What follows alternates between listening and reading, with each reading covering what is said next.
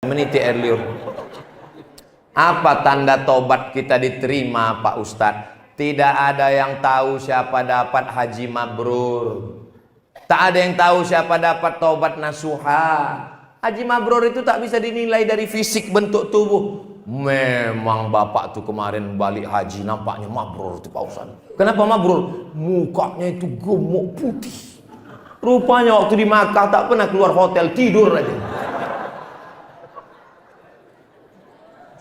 Tak bisa dinilai, tapi ada tanda-tandanya. Apa tanda haji mabrur? Apa tanda taubat nasuha? Apa tanda dapat Lailatul Qadar? Tandanya adalah ada perubahan. Sebelum bulan puasa ngamuk-ngamuk aja, ngamuk.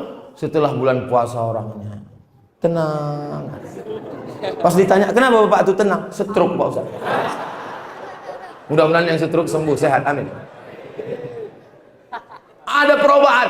Sebelumnya asal lewat kota 2000, asal lewat kota 2000. Setelah bulan Ramadan la'allakum tattaqun, lewat kota 2500. Sebelumnya tak mau aja ke masjid. Hayya 'alas shalah.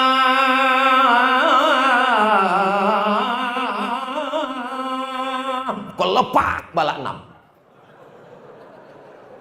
Tapi setelah bulan suci Ramadan, belum lagi azan, hari Jumat jam 11 sudah terduduk. Pas ditanya, kenapa kau datang? Salah nengok jam. Sebelumnya jilbabnya itu tak peduli sama jilbab, asal mau pergi undangan.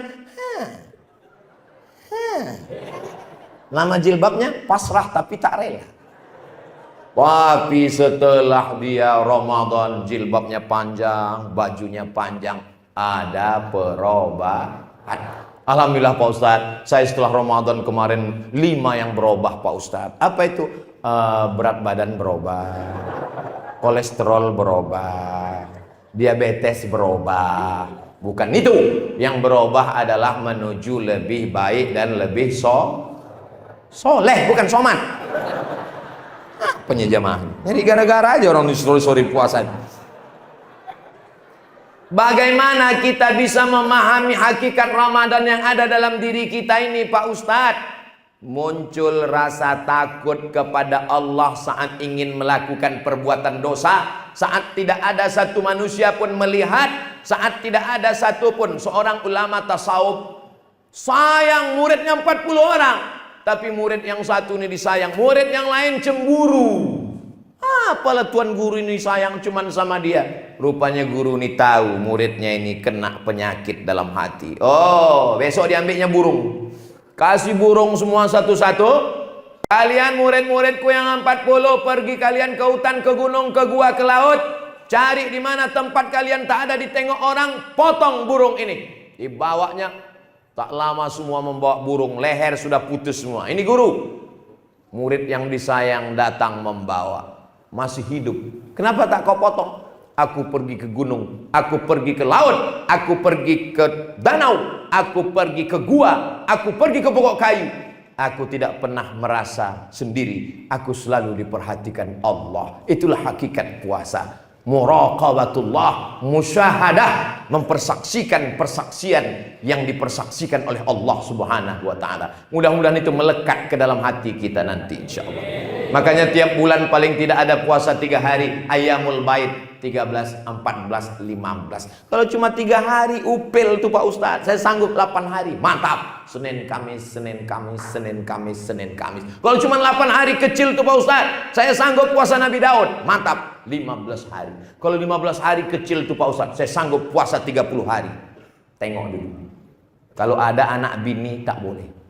Kenapa? Karena kalau kau puasa 30 hari tak berselera, kau nengok bini kau tuh lagi.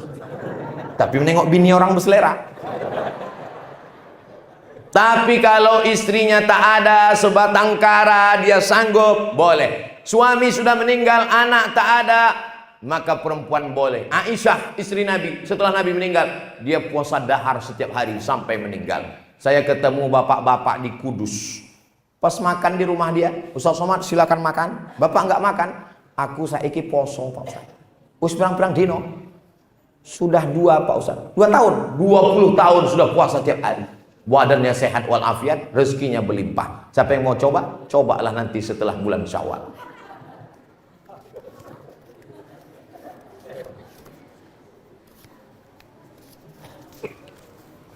Saya bekerja sering melakukan safar, waktunya musafir.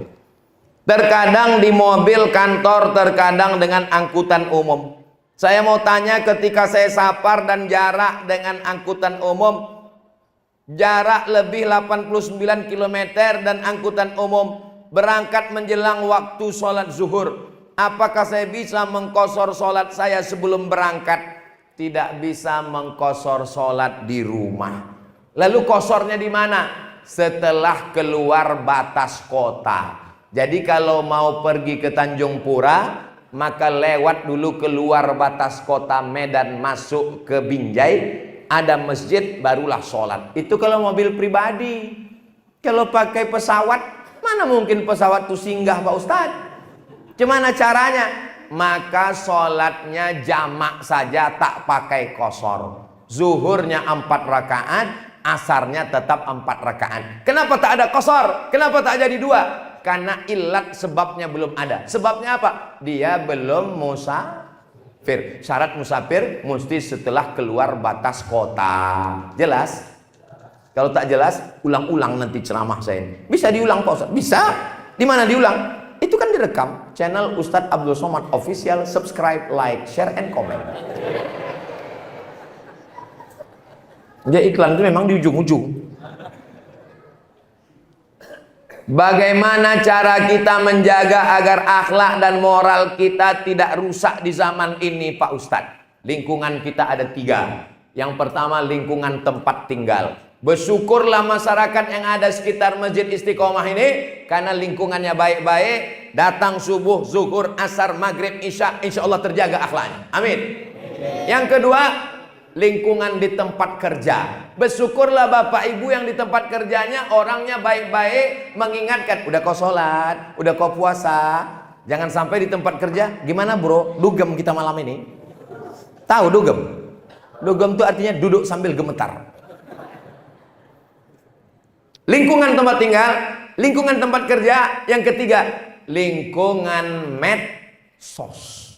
Perhatikan FB, Instagram, TikTok, Twitter, dan grup-grup WhatsApp. Kalau grup-grup itu hanya mengirim perbuatan maksiat dan dosa, mohon izin aku keluar dari grup, karena kalau aku mati kalian belum tentu mau ikut ke liang lahat. Itu kata Ustadz Abdul Somad. Grup SD, grup SMP, grup SMA, kirim-kiriman gambar. Mana gambar laki kau? Itu, yang kurus kering macam triplek itu. Apa ini? Ditanya sama suami, kenapa kau WA sama dia? Dia udah macam abangku. Aku kan tak punya abang. Berawal dari macam, berakhir dengan macam-macam. Waspadalah. Kejahatan terjadi bukan karena ada niat dari pelakunya, tapi karena suami letoy tak bertenaga.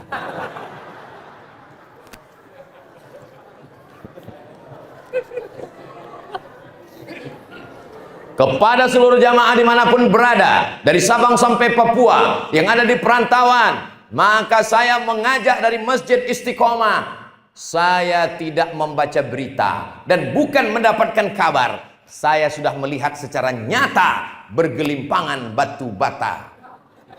Kirimkan donasi Anda ke Masjid Istiqomah, Bank Mandiri Syariah. Nomornya 711-6543-111. Sekali lagi, 711-6543-111. Bukan milik pribadi, rekeningnya atas nama Panitia Pembangunan Masjid Istiqomah. Ingat, kematian segera datang. Malaikat maut sudah di simpang Sungai Sekambing.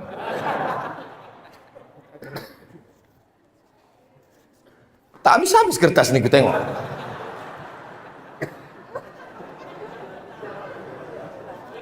Asar jam 15.05, asar jam pokoknya asar lah nanti. Pas Bapak Ibu sholat asar, jangan balik dulu sholat asar. Pas kalian sholat asar, itulah saya pulang.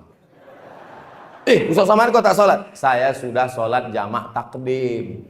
Jumat, Sabtu, Ahad, Senin, 4 hari masih bisa. Besok saya pulang ke Pekanbaru. Tapi kita tak pernah berpisah. Kenapa? Karena kita senantiasa bersama dalam doa. So sweet. Assalamualaikum Ustaz. Waalaikumsalam. Izin bertanya Pak Ustaz, apa yang harus saya lakukan ketika saya mengajak seorang gadis serius ini?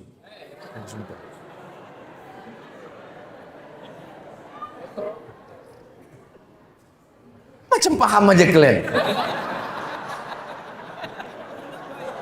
Ada anak kecil ke masjid, inilah kebanggaan kita. Ada anak kecil, ada anak kecil, ada anak-anak, itu anak. Oh, oma, mohon maaf.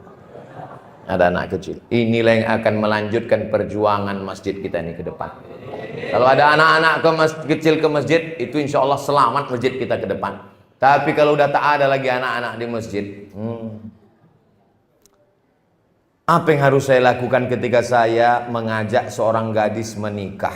Lalu dia mengatakan, setelah selesai mondok lah bang, tapi saya minta akadkan dulu. Apa yang harus saya lakukan ketika dia menolaknya karena dia minta, karena dia tak, intinya perempuan ini tak siap. Begitu banyak perempuan lain, kenapa mesti sama dia juga? Sekarang di akhir zaman kata Nabi, perbandingan laki-laki sama perempuan itu 1:50. 49 lagi yang perlu kau pinang.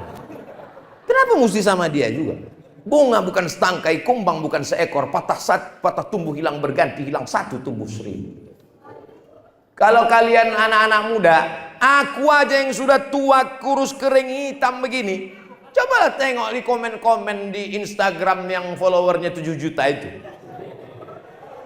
Maksudnya yang belum follow lah. Tengoklah di YouTube itu apa komen mereka. Padahal saya ini udah tua, udah lewat 40. Saya ini jelita, jelang 50 tahun. Apa komen mereka? Ustadz, jadikan aku yang kedua ya. Apalagi kalian yang muda-muda yang ganteng-ganteng ini, kenapa pula kalian takut? Jadi kalau ada perempuan tanya dia, Dek, aku tak mau pacaran-pacaran, aku takut dosa. Nanti aku ini silap. Aku ini bukan playboy cap tupai naik pokok kelapa, belobang semua pokok kelapa.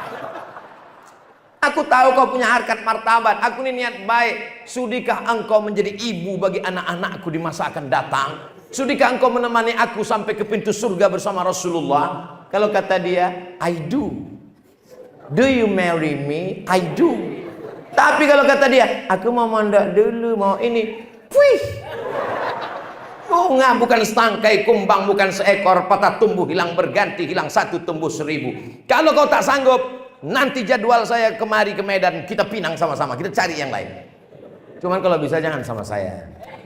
Kalian kalau mau minang anak gadis, jangan kalian petentang-petenteng jalan sendiri. Ajak Pak dan Ramil, ajak Pak Kapolsek, ajak Pak Maghrib Parinduri. Jangan saya kalian ajak. Kalau saya kalian ajak, nanti saya yang diterimanya. Ada juga lagi. Badan Kemakmuran Masjid Istiqomah Jalan Amal Luhur nomor 92 Medan Helvetia, duit yang terkumpul 27 juta. Ini baru upil-upilnya aja ini. Ini baru ini baru receh-receh yang dibawa. Belum lagi yang transfer, belum lagi nanti yang sahur, belum lagi yang nanti malam. Insya Allah akan terkumpul selesai ini insya Allah. Amin.